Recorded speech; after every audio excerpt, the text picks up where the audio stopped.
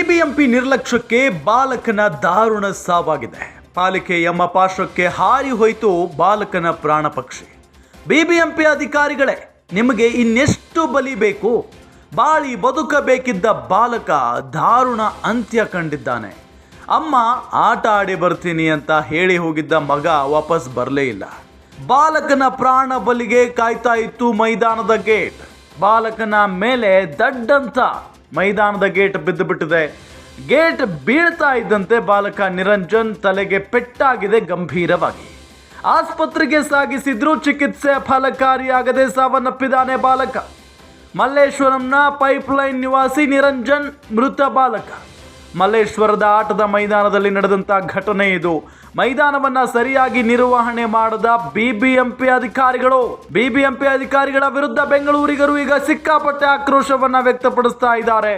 ಬಾಲಕ ನಿರಂಜನ್ ಸಾವಿಗೆ ಬಿಬಿಎಂಪಿಯೇ ನೇರ ಕಾರಣ. ಬೇಜವಾಬ್ದಾರಿ ಅಧಿಕಾರಿಗಳ ವಿರುದ್ಧ ಕ್ರಮ ಯಾವಾಗ? ಹಾಗಾದ್ರೆ ಸಚಿವರು ಭೇಟಿ ಕೊಟ್ಟು ಹೋದ್ರೆ ಮುಗೀತಾ? ಮುಂದೇನು? ಬೆಂಗಳೂರು ಪಾರ್ಕ್ ಮೈದಾನಗಳ ಹೊಣೆ ಯಾರದ್ದು? ಕರ್ತವ್ಯ ಭ್ರಷ್ಟ ಅಧಿಕಾರಿಗಳಿಗೆ ದಂಡನೆ ಏನು? ಉತ್ತರ ಕೊಡು ಸರ್ಕಾರ, ಬಾಯಿ ಬಿಡು ಬಿಬಿಎಂಪಿ. ಇದು ಬೆಂಗಳೂರಿನ ಜನ ಕೇಳ್ತಾ ಇರುವಂತ ಪ್ರಶ್ನೆ.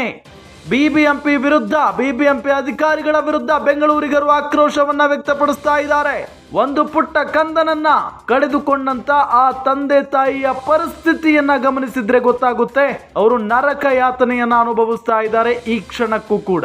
ಹೆತ್ತು ಹೊತ್ತು ಸಾಕಿ ಸಲುಹಿದಂತ ಮಗ, ಇನ್ನೇನು ಬೆಳೀತಾ ಇದ್ದಂತ ಮಗ, ಎದೆ ಎತ್ತರಕ್ಕೆ ಬೆಳೀತಾ ಇದ್ದಂತ ಮಗನನ್ನ ಕಳೆದುಕೊಂಡು ಬಿಟ್ಟಿದ್ದಾರೆ ಈಗ ತಂದೆ ತಾಯಿ. ಇನ್ನು ಮೈದಾನಕ್ಕೆ ಕಳುಹಿಸೋದಕ್ಕೆ ಮಕ್ಕಳನ್ನ ಬೇರೆ ಬೇರೆ ತಂದೆ ತಾಯಿಗಳು ಕೂಡ ಹೆದರುವಂತ ಪರಿಸ್ಥಿತಿ ನಿರ್ಮಾಣ ಆಗಿದೆ. ಆಟದ ಮೈದಾನದ ಗೇಟ್ ಬಿದ್ದು ಹೋಗುತ್ತೆ ಅಂತ ಅಂದ್ರೆ ಇನ್ನೇನ್ರಿ ಅರ್ಥ? ಯಾವ ರೀತಿಯಾಗಿ ನಿರ್ವಹಿಸ್ತಾ ಇದ್ದೀರಿ ಕಾರ್ಯವನ್ನ ಅನ್ನೋ ಪ್ರಶ್ನೆ ಸಹಜವಾಗಿ ಮೂಡುತ್ತೆ.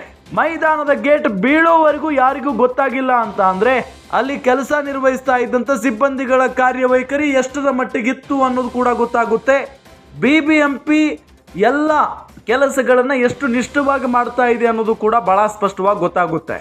ಗೇಟ್ ಬೀಳ್ತಾ ಇದ್ದಂತೆ ಬಾಲಕ ನಿರಂಜನ್ ತಲೆಗೆ ಪೆಟ್ಟಾಗ್ಬಿಡುತ್ತೆ. ಪಾಪ ಆಸ್ಪತ್ರೆಗೆ ಸಾಗಿಸ್ತಾರೆ, ಆದ್ರೂ ಚಿಕಿತ್ಸೆ ಫಲಕಾರಿ ಆಗಲ್ಲ, ಸಾವನ್ನಪ್ತಾನೆ. ಮಲ್ಲೇಶ್ವರದ ಪೈಪ್ಲೈನ್ ನಿವಾಸಿ ನಿರಂಜನ್ ಮೃತ ಬಾಲಕ. ಮಲ್ಲೇಶ್ವರದ ಆಟದ ಮೈದಾನ ಇದೆಯಲ್ಲ, ಅಲ್ಲಿ ನಡೆದಿರುವಂತ ಘಟನೆ ಇದು. ಮೈದಾನವನ್ನ ಸರಿಯಾಗಿ ನಿರ್ವಹಣೆ ಮಾಡಿಲ್ಲ ಬಿಬಿಎಂಪಿ. ನಿರ್ವಹಣೆ ಮಾಡಿದ್ರೆ ಈ ರೀತಿಯಾದಂಥ ಘಟನೆ ಆಗ್ತಾ ಇರಲಿಲ್ಲ.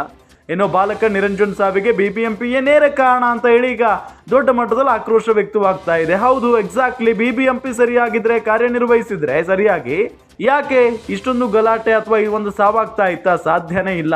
ಬೇಜವಾಬ್ದಾರಿ ಅಧಿಕಾರಿಗಳ ವಿರುದ್ಧ ಕ್ರಮ ಯಾವಾಗ ಅಂತ ಹೇಳಿ ಈಗ ಜನ ಪ್ರಶ್ನೆ ಮಾಡ್ತಾ ಇದ್ದಾರೆ. ಸಚಿವರು ಭೇಟಿ ಕೊಟ್ಟು ಹೋಗ್ಬಿಟ್ರೆ ಮುಗೀತಾ ಅವ್ರ ಕೆಲಸ? ಮುಂದೇನು? ಏನ್ ಮಾಡ್ತೀರಿ ನೀವು? ಅದನ್ನು ಹೇಳ್ಬೇಕಲ್ವಾ ಜನರಿಗೆ. ಈ ಕರ್ತವ್ಯ ಭ್ರಷ್ಟ ಅಧಿಕಾರಿಗಳಿಗೆ ಏನು ದಂಡನೆ ಕೊಡ್ತೀರಿ, ಏನು ಶಿಕ್ಷೆ ಕೊಡ್ತೀರಿ ನೀವು? ಬೆಂಗಳೂರು ಪಾರ್ಕ್ ಮೈದಾನಗಳ ಹೊಣೆ ಯಾರದ್ದು? ಪಾರ್ಕ್ಗಳಲ್ಲೂ ಗೇಟ್ಗಳಿರ್ತವೆ. ಪಾರ್ಕ್ಗಳಲ್ಲಂತೂ ಗಬ್ಬು ನಾರ್ತಾ ಇರುತ್ತೆ, ಅಲ್ಲಿ ಅವ್ಯವಸ್ಥೆ ತಾಂಡವಾಡ್ತಾ ಇದೆ. ಆದರೂ ಕೂಡ ಅದನ್ನು ಕ್ಲೀನ್ ಮಾಡೋರಿಲ್ಲ.